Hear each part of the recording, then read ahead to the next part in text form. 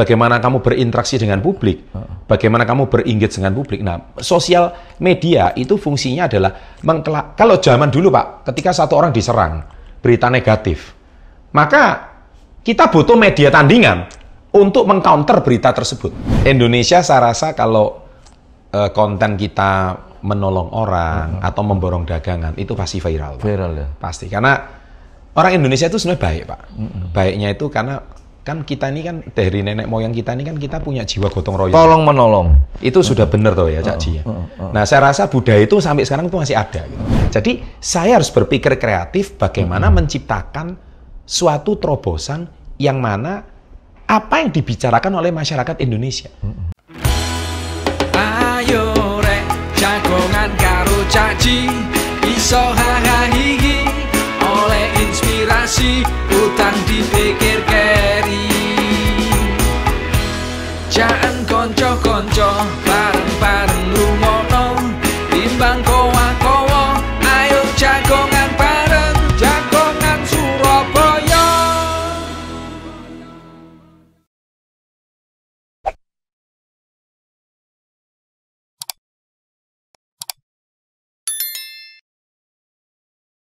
Rek, ketemu di jagongan Surabaya, jagongan karo cacake arek Surabaya. Sekarang kita akan jagongan dengan seorang motivator, pengusaha, dan mempunyai seorang subscriber yang cukup banyak, 3 juta lebih, bahkan sudah mencapai 4 juta. Mereka ini tentunya bisa diajak sharing pendapat. Nanti kita akan ngobrol, ya banyak mengulas tentang dunia media sosial atau mungkin politik atau mungkin usaha bebas. Dia adalah namanya Bapak Chandra Putra Negara. Gimana? Terima kasih Cak Ji sudah diundang ke podcastnya yang sangat keren, podcastnya Cak Ji. Matur nuwun Cak sudah diundang ke sini. Ngomong-ngomong saya nggak pernah ngomong Surabayaan loh Cak. Kalau di podcast yang lain nggak pernah. Gara-gara Cak Ji ini mungkin metu logat Surabaya Gus. Padahal asli Surabaya. Surabaya. Lahir Surabaya, lah ya. Sudah 4 keturunan, kakek saya, bapak saya asli Surabaya kabeh. Surabaya kabeh. Iya, tapi kantor Jakarta. Kantor Jakarta. Suwe gak ngomong Surabaya. Ya, karena mereka ini kan sudah nasional. Iya. Tapi karena berhadapan dengan Cak Ji dipaksa paling enggak nanti juga setengah ngomong Surabayaan. Kudu iso ngomong bahasa Surabaya. Jangan sampai lali rek. Ya, gak oleh lali. Kota asali. Iya, iya. Pak Chandra. Yes. Sekarang ini dulu yang kita tahu Pak Chandra ini pengusaha. Betul. Awalnya. Terus sekarang ini kok lebih aktif di dunia media sosial. Ya. Oke. Kenapa? Ceritakan. Baik, itu semua itu bermula dari tahun 2010. Oh, mulainya ya. Ya, jadi 12 tahun lalu. Nah, ceritanya itu kan saya ini kan salah satu usaha saya ini kan mengembangkan reseller. Oh, reseller. Nah, kalau bahasa sekarang itu UMKM yang saya bina. Tapi terpadu. Jadi bahasa kalau marketplace anak-anak sekarang itu reseller. Nah, saya ini kan mengembangkan reseller. Cuman masalahnya ketika saya mulai bermain di sosmed tahun 2006, waktu itu ada Facebook. Pertama itu Friendster 2004, 2005 Friendster, terus 2006 ada Facebook. Saya sudah melihat tren ke depan ini semua bergerak ke media sosial. Salah satunya yang mempopulerkan media sosial yang menggunakan kekuatan Twitter pada saat itu untuk memenangkan dunia kampanye perpolitikan nasional atau di dunia, salah satunya Barack Obama. Nah, jadi mulai dari Barack Obama ya? Barack Obama itu menggunakan Twitter sampai dia menang elektabilitas. Jadi election Amerika dia terpilih jadi presiden ke-44 itu salah satunya karena dia menggunakan kekuatan Twitter. Padahal dia orang kulit hitam. Padahal dia orang kulit hitam. Meskipun nggak full ya, tapi setengah ya. Bahkan ada darah Indonesianya juga. Tapi orang Amerika itu kan kalau ngomong rasis itu lebih rasis dari orang Indonesia. Ya, jadi kalau situ ngomong maaf tuh kalau kita kan ngomong orang kulit hitam. Nah, kalau orang kulit hitam itu kan terkenal kalau sejarahnya mereka itu semacam kayak imigran atau perbudakan dari Afrika. Istilahnya numpang di negerinya orang. Nah, tapi kok bisa sampai memimpin negara itu kan tidak mudah. Jadi dia itu semacam kayak pemimpin Afrika Selatan itu Pak, Nelson Mandela. Bagaimana dia itu bisa menjadi tokoh yang luar biasa. Nah, jadi kalau saya lihat bagaimana Barack Obama mengerti persis bahwa atensi anak muda saat itu bukan lagi ke surat kabar, tapi sudah fokusnya ke sosial media. Dan semua atensinya lihat ke Twitter. Dan Twitter itu kan, kalau kita lihat surat kabar atau koran kan, ndelok itu lah pasif lah. Kene gak iso ndelok wong iki komene opo. Gak iso balesi. Gak iso balesi. Tapi kalau sosmed kan kelihatan jelas, seketika, direct. Bahkan pejabat sama rakyat bisa langsung engage atau bersentuhan langsung. Betul. Zaman dulu kan nggak mungkin. Nah, saya lihat Obama memenuhi syarat sebagai seorang public figure, public speaker-nya juga bagus. Dia memenuhi syarat semua. Nah, akhirnya dia menggunakan Twitter dan akhirnya dia berhasil memenangkan. Itu gempar, Pak, waktu itu, Pak. Gempar, ya? Dan saya melihat, wow, Twitter ini mainan apa? Akhirnya saya mulai aktif di Twitter. Tahun berapa itu ya? 2010. 2010, 2011. Nah, terus salah satu tim saya itu ngomong gini.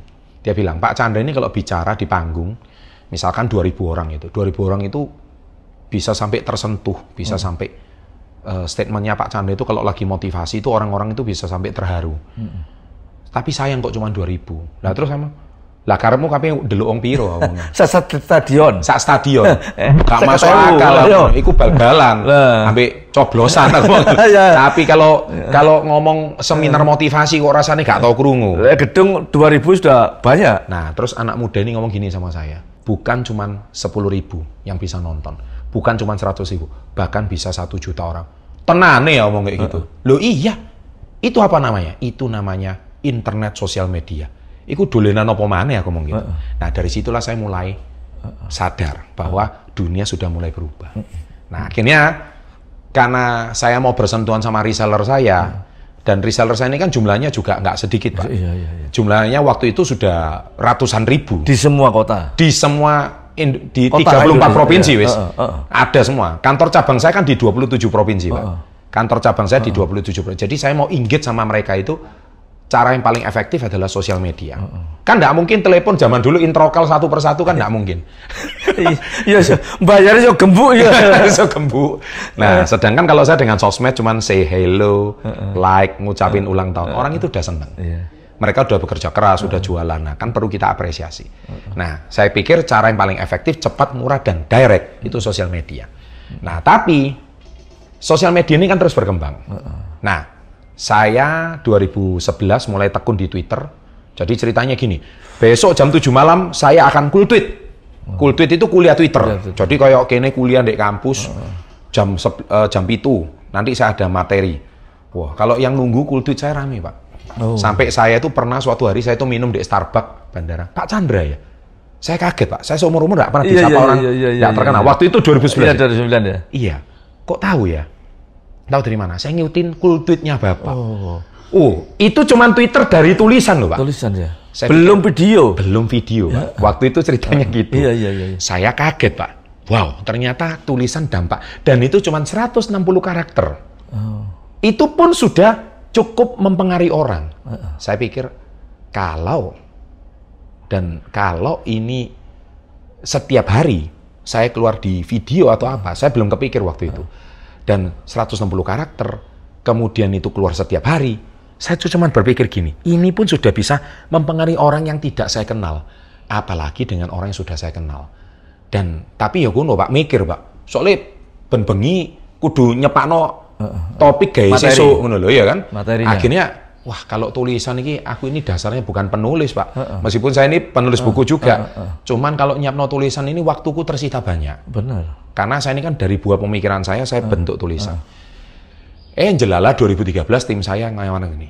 Wes Pak Chandra, ada satu platform baru. Bisa gantiin TV katanya.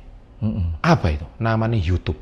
Loh, YouTube lah dulu sing Gangnam Style. Oh, Pak Gangnam Style. Iya. Saya pikir joget-joget itu. Wong joget-joget jaran wong Korea itu. Iyalah ya joget-joget. Loh, itu lah YouTube lah itu. Nah, jadi persepsi saya YouTube itu tempatnya joget-joget. Hiburan. Loh, kok bisa YouTube? Wes, YouTube itu adalah topiknya itu namanya broadcast yourself. Broadcast yourself, jadi semua orang bisa jadi sutradara. Semua orang bisa jadi penyanyi. Semua orang bisa jadi apapun yang kamu mau. Yang penting direkam. Platform ini gratis. Di-uploadnya gratis. Akhirnya 2013, Pak, saya masuk di YouTube. Kalau saya bagi topik bisnis, yang nonton tidak ada. Karena apa, Pak? Karena bukan topik yang umum di rakyat Indonesia. Kalau Indonesia ini kan topik yang umum itu 3, Pak. Kalau menurut saya, sampai saya paham sekarang. Satu, bahas agama, Pak. Iya. Spasi rame. Kedua, bahas sepak bola. Sepak bola. Ketiga, bahas dangdut, Pak. Oh, dangdut nyanyi ya? Waduh, iya Indonesia. Sudah Indonesia, Pak. Nah, jadi itu menurut saya, Pak. Jadi 3 ini yang populer. Nah, kalau saya ini bahas yang tidak populer, Pak. Bahas bisnis. Nah, itu sudah terlalu tidak populer. Tapi itu pun saya kaget, Pak. Saya bikin konten bisnis. Terus habis itu saya cuma upload 4 video 2013. Saya tinggal, Pak. Saya sibuk kan. Saya ngurus bisnis saya seperti pada umumnya. 2015, 2 tahun kemudian saya tonton lagi. Loh, saya ini kaget lihat video saya. Loh, kok yang nonton kok ada? Waktu itu 6.000 orang. Terus saya tanya tim saya, 6.000 ini tekon dia ya? Ini manusia apa? Saya tanya, iki tekon dia ya, betul Pak? Iki tekon dia ya, 6.000. Terus tim saya ngomong, ini manusia. Loh, manusia beneran, bukan robot. Bukan apa? Bukan, real. Loh, berarti ngini-ngini iki aku lak ngomong lo ya teko wong 2.000. Iya. Loh, wis tak kandhani gak percaya. Terus supaya penonton nilai gimana? Ya kita gas bikin konten terus. Nah, akhirnya Pak 2015 saya rajin bikin konten mulai sampai hari ini. Wah, tepuk tangan Pak. Ya, itu ceritanya. Kan berkaitan Obama dengan medsosnya. Yes. Dan yang barusan terulang, Presiden Filipina. Yes, gitu? Bongbong Marcos. Bongbong Marcos. Dia terpilih gara-gara medsos. Gara-gara sosmed. Yes. Ya, sosmed TikToknya ya. Padahal kandidat presidennya kalau Indonesia ini kan cuma 2-3 calon. Petinjunya terkenal waktu itu. Loh. Kandidat dia yang di itu? Betul. Waktu itu kalau nggak salah Filipina sekali nyalonkan 8 calon. Pak. 8 calon. Siapa yang nggak kenal Manny Pacquiao?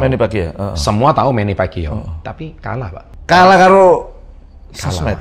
Karena rakyat berasa berbicara langsung dengan calon pemimpinnya. Nah, itu kelebihan sosmed. Yang nggak bisa terjadi di TV, dan tidak bisa terjadi di koran maupun majalah maupun radio. Kita gimana mau komen? Gimana kita mau dengar?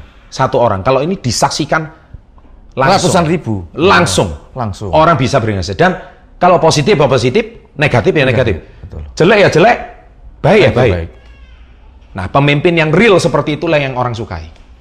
Nah, sosmed itu sangat real. Presiden Filipina berarti udah lama ya main sosmed itu?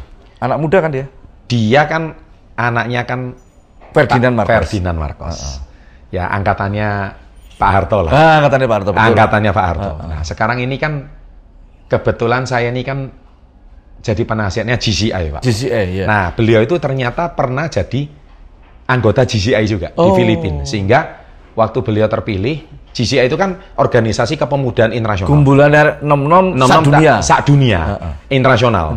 Itu kan ada sosial, ada bisnis, ada apa. Nah, jadi menurut versinya teman-teman di GCI ini, saya lihat bahwa Bongbong Marcos ini anak muda, dia juga mengerti kepemudaan, dan dia paham media sosial.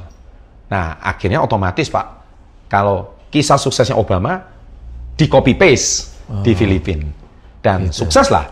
Sekarang dia terpilih. Jadi mau orang ngecap dia anak koruptor lah, mau ngambil pusing, nggak peduli, Pak. Itu kan persepsi publik yang tercermin zaman dahulu. Tapi ketika lihat kemampuanmu sekarang, bagaimana kamu berinteraksi dengan publik, bagaimana kamu berengage dengan publik. Nah, sosial media itu fungsinya adalah kalau zaman dulu, Pak, ketika satu orang diserang berita negatif, maka kita butuh media tandingan untuk mengcounter berita tersebut. Nah, itu nggak disukai anak muda sekarang. Dan itu kangelan waktu itu. Lah wis diborong media konvensional kabeh, kan nggak iso membela diri. Pasti. Betul kan? Pasti. Dan mungkin beritanya wis basi, Pak. Wis basi, gak seketika. Tapi kalau kita bisa membalas seketika dan kita tidak tersinggung meskipun kita dicap jelek, kita dimaki-maki, kamu dicap koruptor, dia tetap tersenyum. Iso jelasno secara baik. Kadang nggak perlu jelas malah ditampani terima kasih. Nah, orang seneng, Pak. Wah, ini pemimpin kok diilokno piye pun apapun kok yo menengai yo, kok yo malah gak baperan ngono, Pak, bahasa arek saiki. Wah, ini pemimpin sing tak senengi. Kurang begitu. Nah, persepsi publik itulah hanya bisa terjadi kalau di sosial media. Dan Caji sudah melakukannya sekarang. Tepuk tangan. Keren ini Caji. Ini pendukungnya wae ya. Keplane buanter ya. Makanya saya gaul sama anak-anak muda yang lain juga gitu. Yes. Dulu kan saya sama Kuncoro ngomong, Kuncoro, konku gak munggah-munggah ya apa sih kok di ayo. Pak sambil minum. Iya, mari. Iya dah. Habis itu, iya Cak Ji harus telaten ini gini. Terus ada lagi yang podcast sama saya anak muda. Cak Ji, lah sampean dilihat wong 2.000 Saiki bayangno, ruangan iki lak dibeli 2.000, Iya. gak cukup. Ngono. Tapi yo Bil. Pasti. Iya. Iki mek paling kapasitasnya mau 100. Iya. Mek 100. 2.000 iya. Ya akeh 2.000. Lho, bener yang apa dikatakan Pak Chandra. Betul. Iki 2.000 iki wong kabeh ta apa cuma? Lho iya bener Pak. Betul. Orang semua. Dan itu saya dulu jujur juga sekaget Cak Ji sekarang. Loh, ini sungguhan dah orangnya. Nah, pernah saya publish Pak satu video. Satu hari itu yang nonton 100.000. Lah batinku iki sak dino iki sing nonton sak GBK ya, Pak. Iya sak GBK. GBT paling 50.000. 50.000. GBK. GBK 100.000, Pak. 100.000. Loh. Aku pernah ngerasakno, Pak. Nonton itu bukan di GBK. Saya tuh pernah ngerasakno nonton Barca, Pak. Barca lawan bukan Real Madrid. Atletico Madrid. Langsung di Nou Camp. Langsung di Nou Camp Spanyol. Stadion terbesar loh Barca itu. Yes. Saya nonton waktu itu Pak, yang real penonton itu yang hadir 93.000 orang. Gak usah full Pak. Aku sengaja. Jadi nonton pemain bal-balan itu kayak semut Pak. Semut lagi tarung gitu loh. Semut tarung abang, semut ireng. Terus aku ndelok, waduh mati. Iki nonton apa iki? Mending nonton di TV Pak. Tapi kan saya tuh mau cari atmosfer. Terus saya tuh ngamati satu persatu orang-orang yang datang di stadion. Waduh Pak. Ono ae Pak. Begitu jadi ngene loh, sing seru nonton bal-balan itu ternyata gak seru nonton pemain, seru nonton penonton ya Pak. Jadi penonton itu ya sing ngamuk, ya sing meso, ya sing wah sing ngene kon kudu ngene kudu ngono. Jadi pelatih online bahasane. Pakai pelatih online Pak. Aku ndelok iku ngawak. Saya tuh bukan mau lihat pertandingan, saya mau lihat atmosfer. Sing medeni satu Pak. Begitu cetak gol Pak. Jenenge stadion iku kabeh runtuh. Dem. Kayak gempa ngono. Genggeder Pak. 1.000. Terus aku bayangno saiki ndek handphoneku iki ono wong ndelok 1.000. Ndek kotak cilik iki 1.000. Iki tenanan ta iki. Itulah sosial media. Dan saya kalau di grup-grup kemarin barusan yang lagi viral punya saya yang di TikTok itu yang kita ngomong sama apa yang penjual nggak bisa jualan waktu jalannya dibangun itu tak bilang itu akhirnya toh Chandra. Saya guyonan toh. Bu, maaf ya gak bisa jualan saiki. Jalannya diperbaiki gorong-gorongnya ya. Iya nak anu piro sih? Dagangane bendino 50. Badine piro? Badine 10.000. Tak joli ya. Viral. 1.800.000. Luar biasa. Habis gitu saya ngomong nih grup-grup itu. Kan bahas masalah iki gangster doh arek. Iya, gangster. Gangster. Lah pembahas gangster iki lho ngono iki lho. Mohon maaf ngalah-ngalahi sing demo 212. Lho 1.800.000 ngalahi ya. Iki Jakarta bek rek. Tak ngono lho. Cak Ji ya ceritanya. Iya. Tak guyon lho iki lho gara-gara wong tuwek tok mek. Boleh dilihat lho dulu nanti. Kan dicek di sosial media. Iya. Indonesia saya rasa kalau konten kita menolong orang atau memborong dagangan itu pasti viral. Viral ya. Pasti karena orang Indonesia itu sebenarnya baik Pak. Baiknya itu karena kan kita ini kan dari nenek moyang kita ini kan kita punya jiwa gotong royong. Tolong menolong. Itu sudah benar toh ya Cak Ji ya. Nah saya rasa budaya itu sampai sekarang itu masih ada gitu. Tapi ya gitu termasuk tolong menolong yang positif maupun yang melok-melok sing negatif. Nah, nek ono opo melok sing opo lah, katutan sing opo. Jadi kadang-kadang yang negatifnya di situ. Satu menghujat enggak tahu apa-apa ikut menghujat. Pak Jenderal suka sama bola juga. Saya lumayan kan pernah nonton sama Cak Ji bareng. Diajak nonton tim nasional menang muda. Bisa tadi. Menang juga dari 2-1 kalah joget bareng Cak Ji. 3-2 waktu itu. Sekarang kan musim Piala Dunia. Yes. Kita nonton bareng ya toh. Di warung-warung orang mesti ngomongno bal-balan. Bal-balan kabeh. Ngene warung ngene dia lah ngomong bal-balan. Gandengane mbek pinjol biasanya. Lah. Lho kok karo pinjol ya, Pak? Nah, jadi gini, bal-balan itu kita nggak bisa pungkiri. Lah gak totoan gak rame. Nek gak toton gak rame. Minimal pokarian. Lah betul. Minimal pokarian atau traktir paling enggak. Minimal traktir. Minimal traktir. Gak ngono gak seru. Nek gak ono isine gak enak. Nah, iku sudah budaya dari entah dari kapan lah. Gak ngono minimal push upan atau apalah. Nah, tapi nek sing masalah nek toton ngono gak apa-apa. Awake tambah sehat. Lah nek toton duit. Nek duit sing digadekno duit gaji. Sing digawe mangan anak bojo. Mari ngono amblas duweke. Mari amblas nyelang sopo? Paling enak ya nyelang pinjol, Pak. Bondone mek KTP. Saiki mungkin cukup duit omah ya senane bojone. Jelas. Yang di warung ya. Jelas. Ya lebih baik di warung ya mau buka HP. Iya. Ono promosi. Hutang murah, cepat, dan segera terkirim langsung. Iya, bondoe mek KTP, Pak. Nah, makanya anak-anak ojo main pinjol. Lah fotomu di-share yo. Lah ini ya ure. Kene gak ono sing duwe kenalan anu di share utang pinjol, Pak. Lah kan tak pisuke. Jancuk oleh gak kenal jenenge iki lha mbok share nomor telepon. Iya, bener. Pak Chandra jago ndi Piala Dunia? Sebetulnya, Pak, kalau setiap Piala Dunia saya itu mesti nonton. Nonton itu apalagi final saya mesti nonton. Mesti nonton karena saya kan mantan atlet, Pak. Jadi kalau sepak bola itu kan olahraga terpopuler di dunia. Siapapun mesti nonton. Nah, sebetulnya saya itu kalau jujur saya itu seneng Spanyol. Oh, Spanyol ya? Sebetulnya. Tapi wis Spanyol wis gelundung ya? Iya, Spanyol kan gelundung ya? Zamannya saiki belum ya?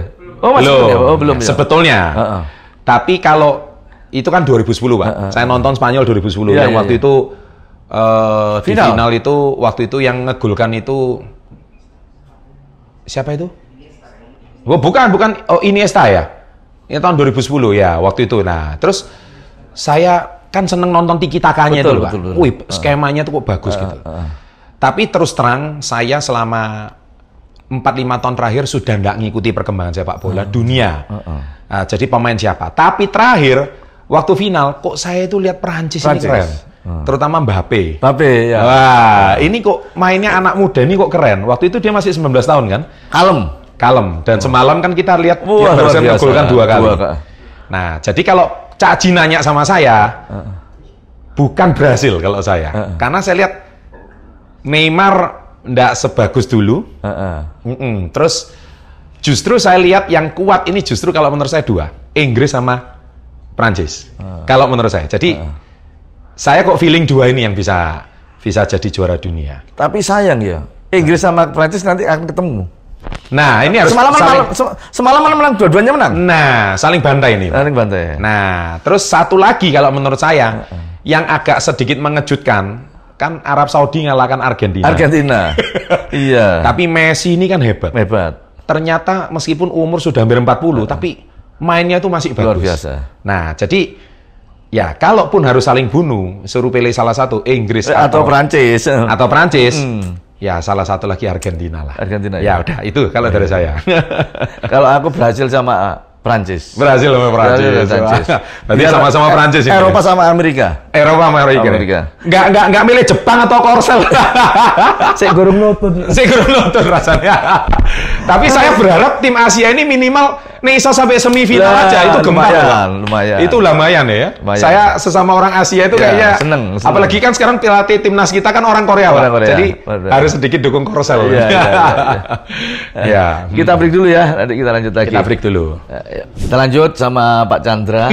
Lagi asik tadi kita ngobrol, semua kita bahas. Dan ini menambah pengetahuan kita semua, terutama anak-anak muda, kepala daerah atau yang lainnya. Kita pakai sosial media benar-benar sangat manfaat yang luar biasa. Karena beliau ini adalah jagonya sosial media di Surabaya yang sudah cukup lama. Makanya kita ajak ngomong di sini, jago di sini untuk mengulas tuntas. Pak Chandra. Ya.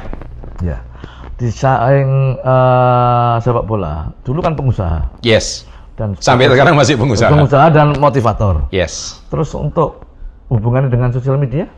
Jadi gini. Saya pengusaha. Namanya pengusaha itu kan pasti ada bagian yang namanya marketing, Pak. Iya. Nah, marketing itu kan ada budget. Kalau biasanya kita marketing itu ngiklan, Pak. Iklan. Kita zaman dulu kalau mau terkenal produk kita harus ngiklan di TV, baliho, koran, majalah, larang nggak radio. Larang karena nggak ada pilihan. Iya, nggak ada pilihan. Satu-satunya kita harus ngiklan di medianya orang lain. Sejak adanya sosmed, kita bisa ngiklan di platform kita sendiri.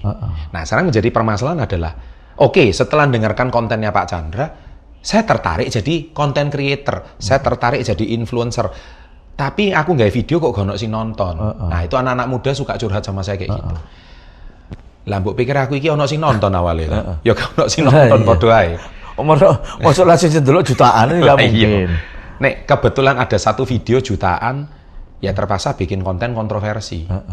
Ya toh, ya contoh kayak kemarin gangster ngangkat Ngangkat pedang. pedang. Nah, itu iso, tapi terkenalnya dengan cara bajingan. Bajingan. Lah kan gak enak. Kita itu mau jadi lakon apa tapi jadi bajingan lah ngono, Pak. Iya. Lah nek terkenal jadi bajingan kan persepsi publik ndak bagus. Nggak bagus. Lah saya pengusaha, produk saya mau jualan kan ndak boleh dengan cara bajingan kan ndak mungkin.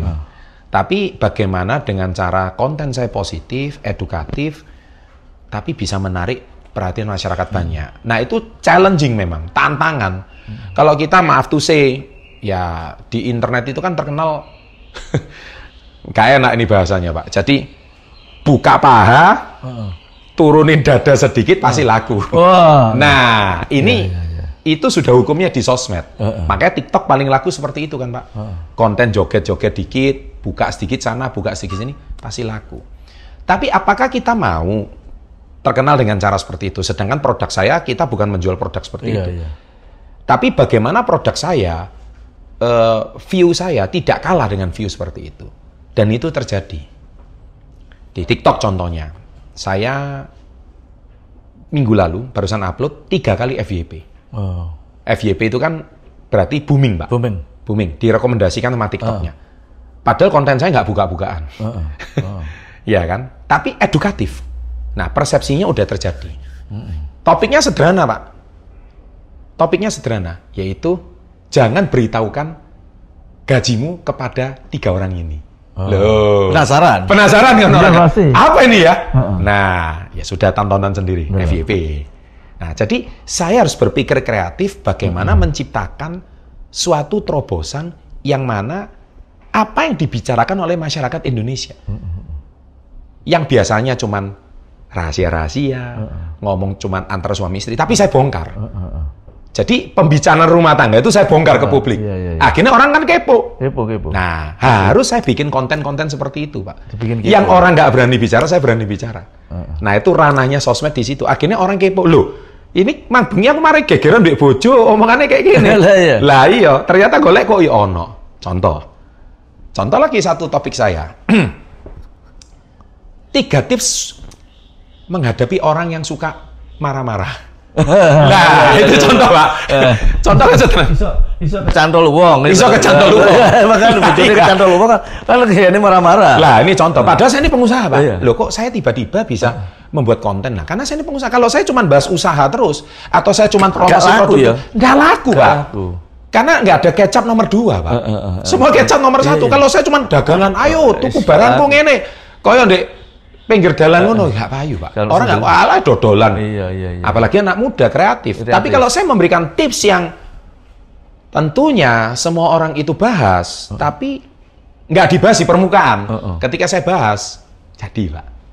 Nah, di situ baru saya selipin produk saya. Gak kroso, gak sadar bahwa itu juga nggak sadar.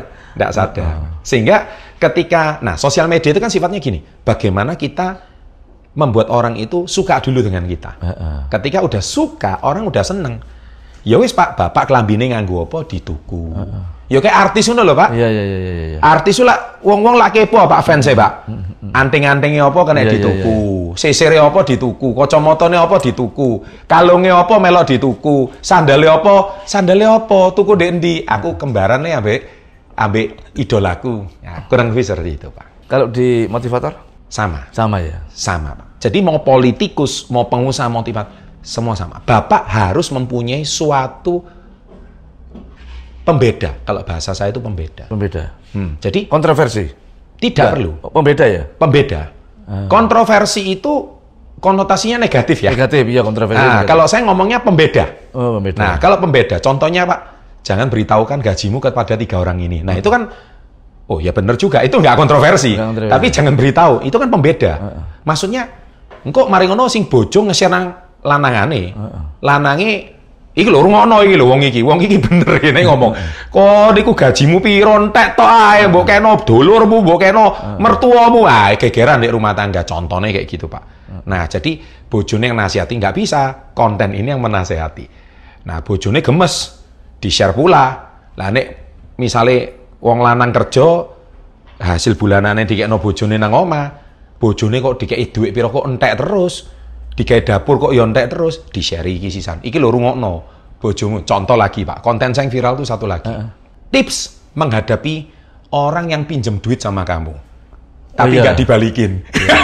Contoh kayak gitu. Ayo, ono gak di duit diselang konco, tapi mari ngono gak tau dibalik. Mari ngono ditagih ngamuk-ngamuk. Ngamuke luwih galak ambek sing minjem. Waktu nyelang melas-melas, waktu ditagih kok ngamuk. Itu contoh. Itu viral juga konten saya. Terus kemudian 3 cara menabung di video saya di YouTube itu hampir sampai 8 juta view. Nah, itu semua konten yang menurut saya sederhana, ringan, tapi bahasa sehari-hari. Bahasa sehari, betul. Tapi nggak ada yang bahas. Nah, motivator juga sama. Kalau motivator terlalu bulet, Pak. Orang sing diceritakan sama yang ditangkep gak nyampe. Gak nutut. Iki ngomong apa sih ngomong motivator iki? Akhirnya orang ngeluh, pusing, ngomong walas. Hidup gak seru semudah kata-kata motivator, kata-kata kayak gitu. Padahal ya enggak. Nah, bagaimana kita menyampaikan apa sih motivator? Motivator itu kan berasal dari satu kata, motivational. Itu dalam bahasa Inggris. Motivator itu kan motivation. Nah, ator itu kan pelaku motivasi. Nah, motivasi itu kan berasal dari 2 kalimat, motive and action. Nah, action itu tindakan, motif itu harus ada tujuan. Jadi, kalau kita memberikan sebuah tindakan, tapi punya tujuan dan menggerakkan orang lain untuk melakukan dari sesuatu yang dia nggak bisa jadi bisa, itu dinamakan motivator. Sebenarnya motivator itu di mana-mana, Pak. Ayah sama anaknya itu motivator. Ayahnya motivator. Guru di sekolah ngajarin anak dari nggak bisa jadi bisa, motivator. Pelatih dari nggak, itu motivator.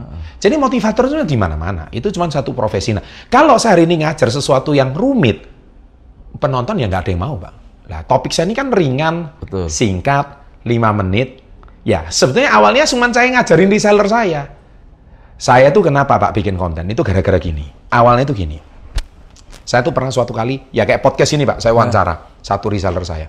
Saya ngomong, Mas, kamu itu kerja udah berapa tahun? 7 tahun, Pak. Dia ngomong gitu. Oke. Kamu 7 tahun itu udah punya apa? Nah kan, nek kita to the point loh, Pak. Kita bisnis kan kita langsung nanya, kamu 7 tahun udah punya apa? Mohon maaf, Pak. Motor aja belum punya. Utangnya akeh, Pak. Lah. Ini bagi saya jadi satu konten, Pak. Loh, awalnya kalau sekarang konten, kalau zaman dulu. Loh kok bisa? Kok iso lah? Kok bisa kamu 7 tahun kerja tuh? Loh, gajimu berapa? Di atas UMR loh, Pak. Di atas UMR, tapi kok dia itu motor aja nggak punya. Lah ini reseller saya lah, gimana dia itu mau jualan dengan kenceng? Terus akhirnya saya nangkap satu permasalahan. Berarti orang ini kurang edukasi.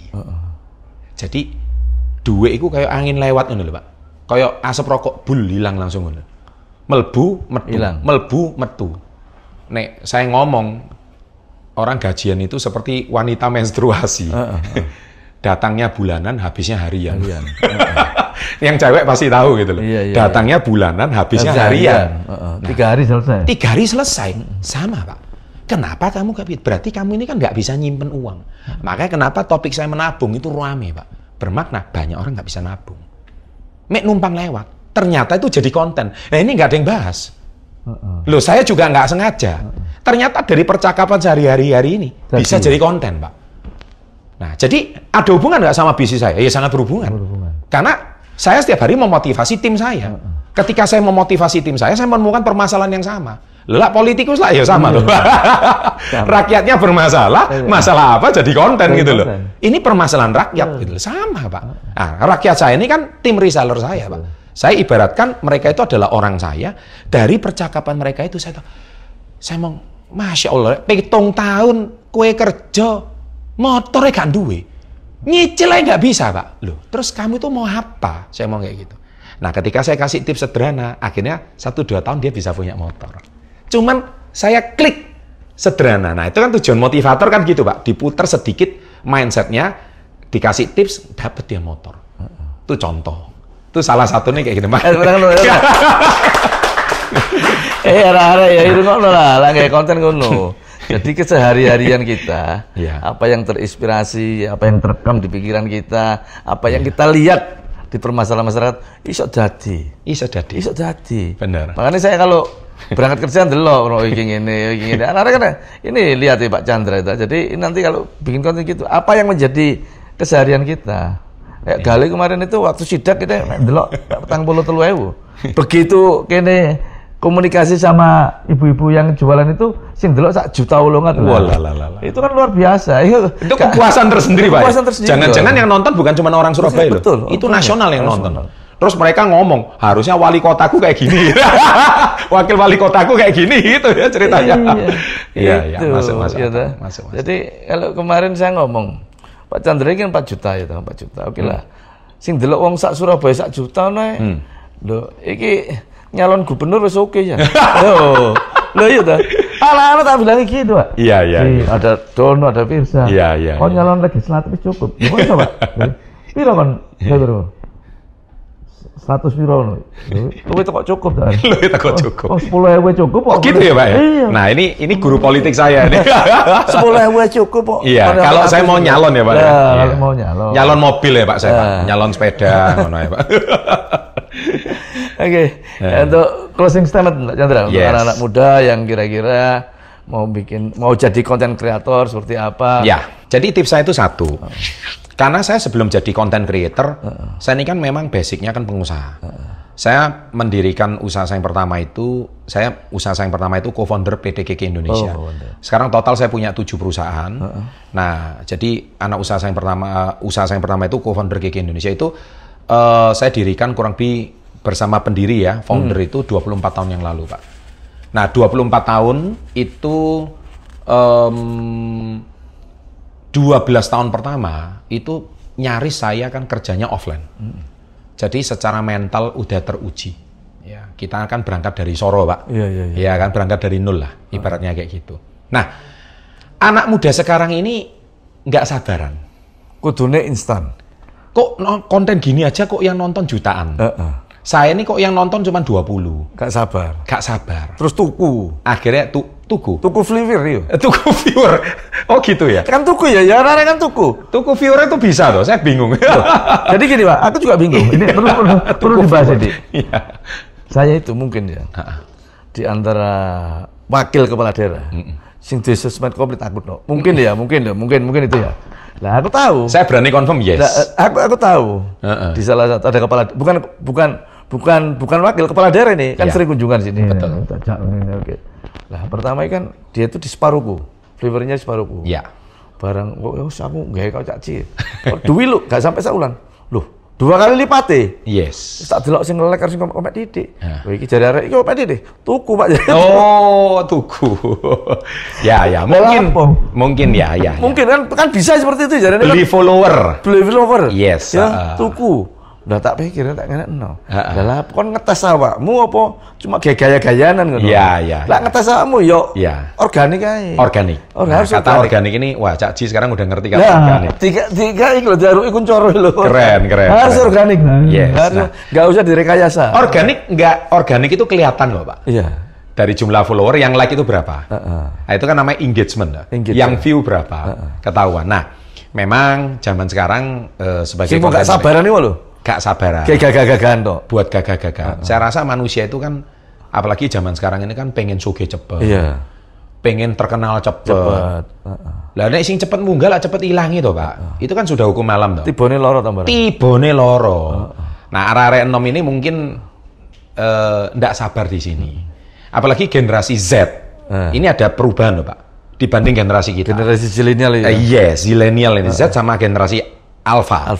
Nah, Z ini kan mulai usia kelahiran tahun 95 ke atas.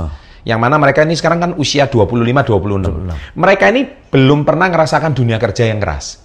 Baru aja masuk dunia kerja. Nah, ketika mereka masuk dunia kerja, langsung dihadapkan dengan sosial media.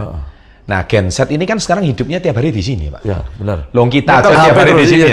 Apalagi mereka. HP lah ketinggalan nih bingung gak karu-karuan. Dompet ketinggalan gak apa-apa. Gak apa-apa. Lah HP ketinggalan uang. Lu Anda. Itu bener ya. Ini bener ya, Pak ya? Nah, Gen Z ini, Pak, nggak bisa lepas dari sini. Nah, celakanya sampai mereka terima info sih nggak perlu. Nah, itu makanya disebut generasi overthinking. Nah, overthinking itu dari mana? Karena tsunami informasi. Nek zamannya kita, Pak, mari nonton koran isu ngopi, mari, Pak. Selesai. Lah mereka tuh sepanjang hari loh, Pak. Terus dijeli terus. Mandeke enggak ngegimane. Jadi hidup dek gini. Makanya Pak arek saiki Pak, arek-arek cilik kacamataan kabeh. Karena apa? Uripe ndek kene kabeh. Nah, nek kene lah dhisik cilikane lah nonton TV ya, Pak. Nonton TV. Oh iya. TV pun paling hitam putih, Pak, TVRI sama TVRI. Iya. Itu pun kita nunggu acara acara kita suka. Telaten. Lah sekarang kan TV on demand. Mereka setiap saat di sini bisa. Gonta-ganti nih. Nah, akhirnya generasi ini menciptakan generasi FOMO, fear of missing out. Generasi FOMO itu apa? Generasi takut kalah. Cepet ambek temennya. Temennya ro dhisekan. Dek kalah ro. Lu gitu aja nggak tahu. Isin, Mbak, karo kanca-kancane. Nah, jadi arek saiki generasi gak gelem kalah. Karena apa ndek kene? Nah, pesan saya, akhirnya anak sekarang ini menjadi tidak bahagia, Pak. Sik generasi Cak Ji luwih bahagia. Generasi kene sik luwih bahagia, Pak. Kene iki seneng Pak nek stres iso bal-balan. Dolen ngene. Saiki Cak Ji iso main tinju, kan keren. Itu cara kita. Lah mereka itu ndek kene, Pak. Mereka itu ngasih apa nek gak nek komen api-api gak didelok kanca. Komen sing nyeleneh, Pak. Komen sing aneh-aneh. Golek perhatian. Nah, nek mari ngono terakhir generasi pansos rene. Pansos. Iya, Pak. Cedak mbek wong terkenal supaya followernya naik. Jadi ya, di kolom-kolom komen itu kan kelihatan, Pak, orang-orang kayak gini. Iya. Nah, jadi pesan saya, sekali lagi, tidak ada yang instan. Tidak ada instan. Untuk anak muda. Dan anak muda ini dinasihati gak percaya. Gak percaya. Makanya aku selalu ngomong, Pak, termasuk mang bal-balan mangkui, diajari ojo judi, manusia saiki gak iso diajari ojo gak iso. Wis digetno sisan ae wis. Langsung ngomong judi sisan wis garek sempak ngono iya toh. Iya sekalian ae wis ya toh. Garek sempakmu sisan wis. Selama sempak masih di kandung badan, jangan berhenti, berjudilah terus. Tak motivasi kayak gitu kesuwen. Gak iso dikandani sing halus-halus, digietno sisan Surabaya nae wis. Terima kasih. Terima kasih Pak Chandra, kita bisa sharing gitu, ngobrol bareng, dan nanti ini didengarin semua orang. Ya, pembelajaran seperti ini cukup banyak untuk kita maknai. Ya. Jangan lali di subscribe dan tombol loncengnya. Yes. Terima kasih untuk Pak Chandra. Subscribe channelnya Cak Ji, Wakil Wali Kota yang keren. Makasih Cak Ji. Terima kasih. Thank you Cak Ji. Ayo, oke, siap. Mantap.